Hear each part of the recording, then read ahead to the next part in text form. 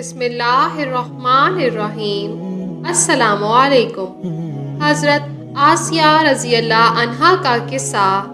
حضرت آسیہ رضی اللہ عنہا فرعون کی بیوی تھیں اور حضرت موسیٰ علیہ السلام کی دعوت پر اسلام قبول کر کے ایمان لے آئی تھیں۔ حضرت موسیٰ علیہ السلام کی پیدائش سے قبل اس وقت کا بادشاہ مصر فرعون تھا، جو مصر کے تمام بادشاہوں میں سب سے زیادہ سخت دل اور ظالم تھا۔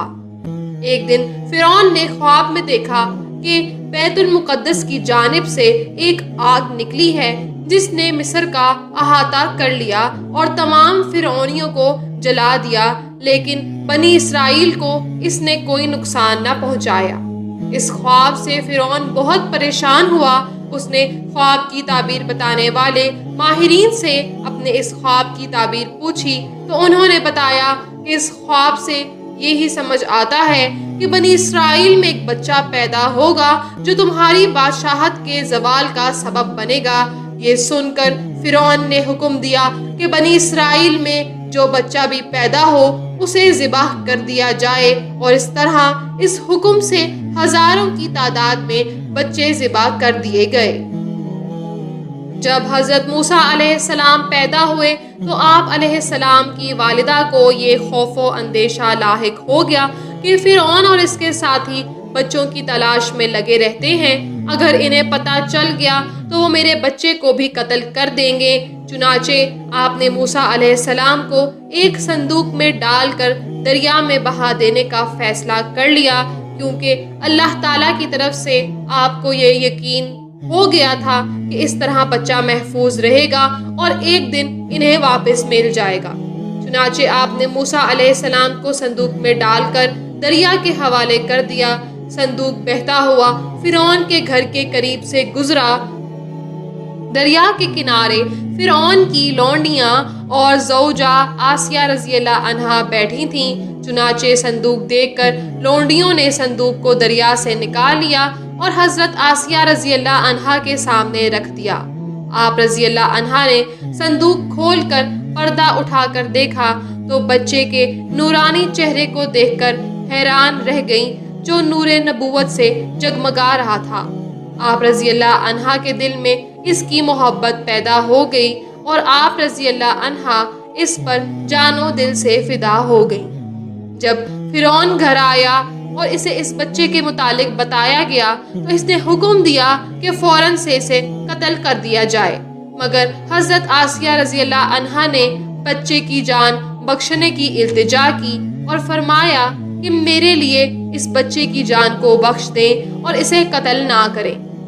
آپ رضی اللہ عنہا نے فرعون کو یہ تجویز پیش کی، کیونکہ ہماری کوئی اولاد نہیں ہے تو کیوں نہ ہم اسے اپنا بیٹا بنا لیں، یہ ہم دونوں کی آنکھوں کی ٹھنڈک ہوگا، اسے قتل نہ کرو، شاید یہ ہمیں کوئی فائدہ دے۔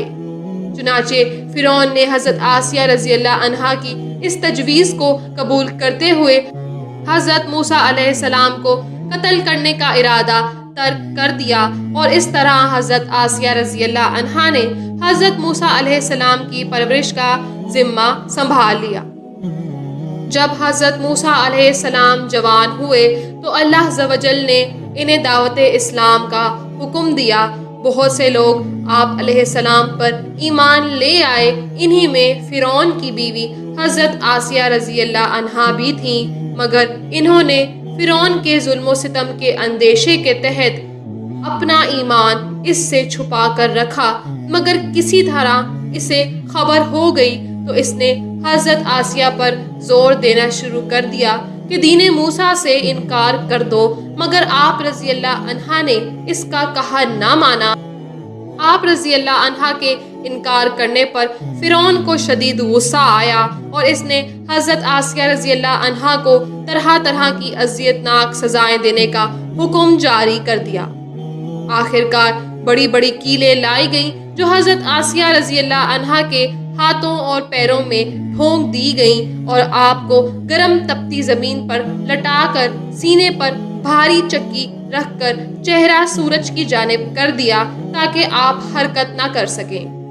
غرض آپ کو سخت ظلم و ستم کا نشانہ بنایا گیا، مگر آپ رضی اللہ عنہا نے دین حق کی راہ میں تمام اذیتوں اور تکلیفوں کو صبر سے برداشت کیا۔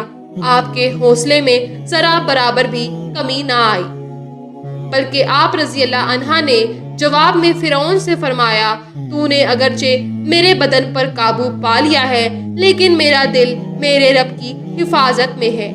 اگر تو میرے جسم کے ٹکڑے ٹکڑے بھی کر دے تب بھی میرے ایمان اور محبت الہی میں کمی نہ ہوگی بلکہ اضافہ ہی ہوگا۔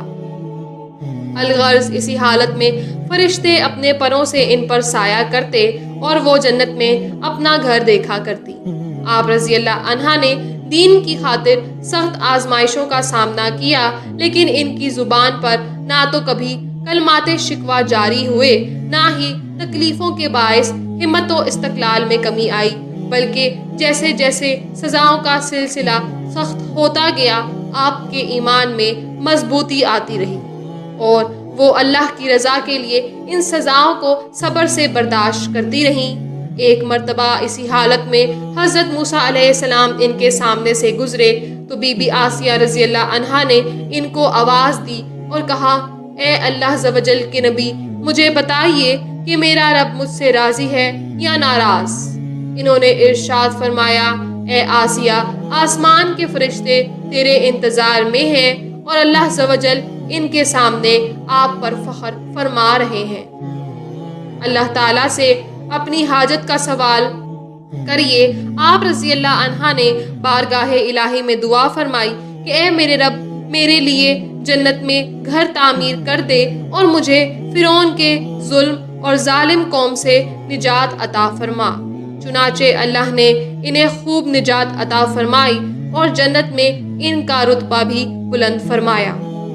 یہیں پر حضرت آسیہ رضی اللہ عنہا کا قصہ اختتام پذیر ہوتا ہے۔ اللہ تعالیٰ ان پر اپنی بھرپور رحمتیں اور برکتیں نازل فرمائے، آمین۔ اگر آپ کو یہ ویڈیو پسند آئی تو چینل کو سبسکرائب اور ویڈیو کو لائک اور شیئر کرنا مت بھولیے۔